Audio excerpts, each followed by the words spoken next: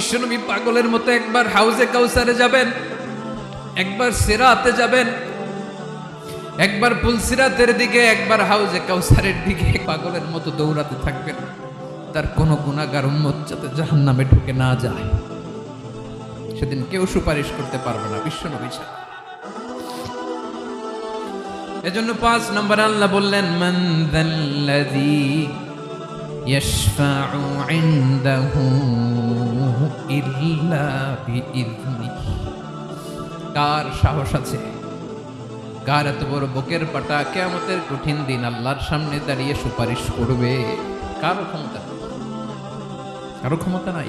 বিশ্বনবী সেদিন সিজদায় পড়ে উম্মতের জন্য কাঁদবেন, সবাই কাঁদবে, নফসি নফসি, আল্লাহ আমারে বাঁচাও, আল্লাহ আমারে বাঁচাও। বিশ্বনবী বলবেন, উম্মতি উম্মতি।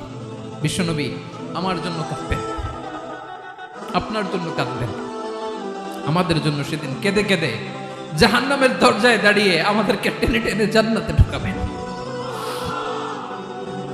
এজন্য এই বিশ্বনবীর ভালোবাসা যেন আমাদের হৃদয়ে ভরপুর থাকে। আমার ভাইয়েরা, প্রতি শুক্রবার বিশ্বনবীর উপরে বেশি বেশি যেন আমরা দুরূদ পড়ি। আমরা যখন বিশ্বনবীর সালাম দেই, দুরূদ পড়ি,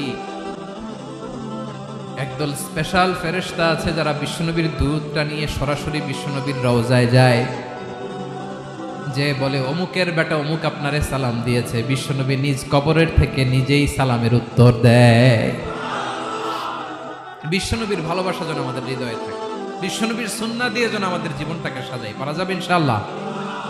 বিশ্বনবীর ভালোবাসা ছাড়া কেউ জান্নাতে ঢুকতে পারবে? বিশ্বনবীর পক্ষে আমরা বলবো, বিশ্বনবীর পক্ষে আমরা লিখবো, বিশ্বনবীর জন্য আমরা আমাদের কলিজার রক্ত বিলিয়ে দিব, ঠিক কিনা বলেন?